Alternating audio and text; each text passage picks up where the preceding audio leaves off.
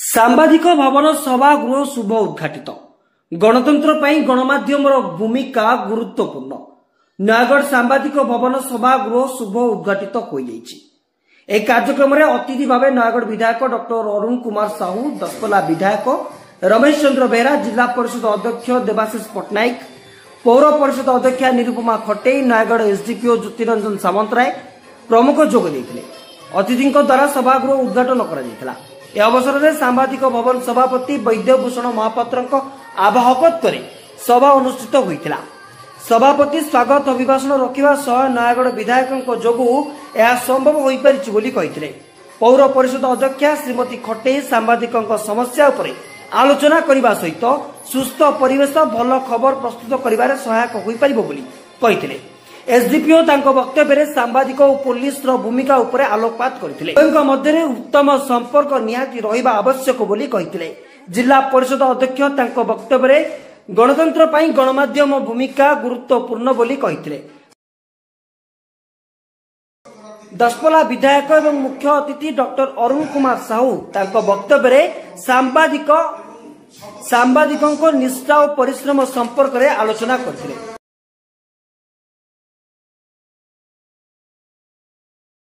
सांबादिक भवन सभागृह शुभ उद्घाटित।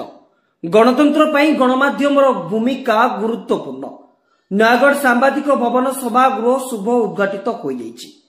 ଏହି କାର୍ଯ୍ୟକ୍ରମରେ ଅତିଥି ଭାବେ ନୟାଗଡ଼ ବିଧାୟକ ଡକ୍ଟର ଅରୁଣ କୁମାର ସାହୁ, ଦଶପଲ୍ଲା ବିଧାୟକ ରମେଶ ଚନ୍ଦ୍ର ବେହେରା, ଜିଲ୍ଲା ପରିଷଦ ଅଧ୍ୟକ୍ଷ ଦେବାଶିଷ ପଟ୍ଟନାୟକ, ପୌର ପରିଷଦ ଅଧ୍ୟକ୍ଷା ନିରୁପମା ଖଟେଇ, ନୟାଗଡ଼ ଏସଡିପିଓ ଜ୍ୟୋତିରଞ୍ଜନ ସାମନ୍ତରାୟ ପ୍ରମୁଖ ଯୋଗ ଦେଇଥିଲେ।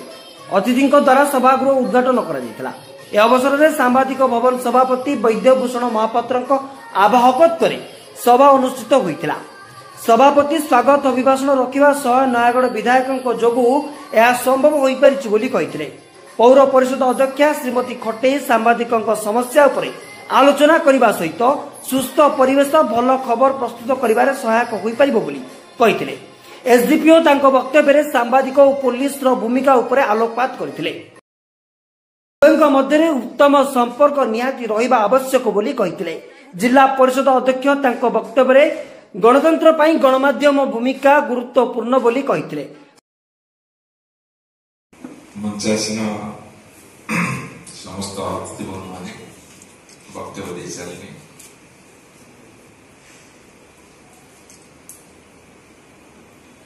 जेतेबेले गोटे क्वार्टर खाली थिला, सांबादिक बंधु मैंने कहले आम से क्वार्टर को नबू कहले कलेक्टर कहले सुनिल माड़ी बसले माड़ी बसले सांबादिक माड़ी बसी से किए आस तेणु मोर प्रथम सजेसन माड़ी बस से क्वार्टर को माड़ी बस कहले ऊपर गोटे घर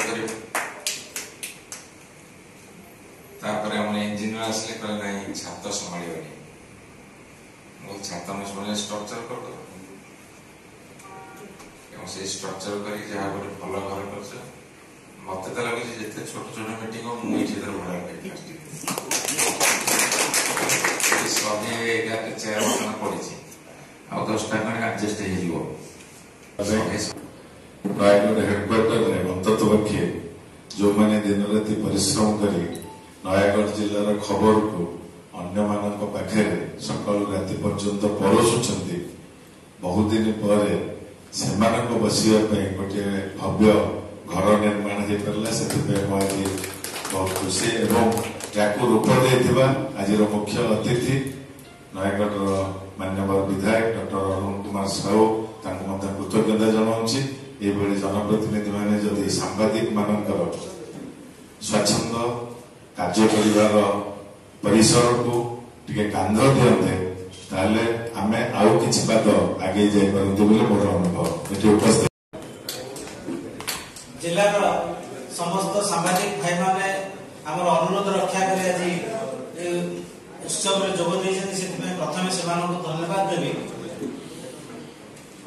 मुख्य अतिथि तथा हमर विधायक नयगढ़ श्रीयुक्त अरुण कुमार साहू जहांकर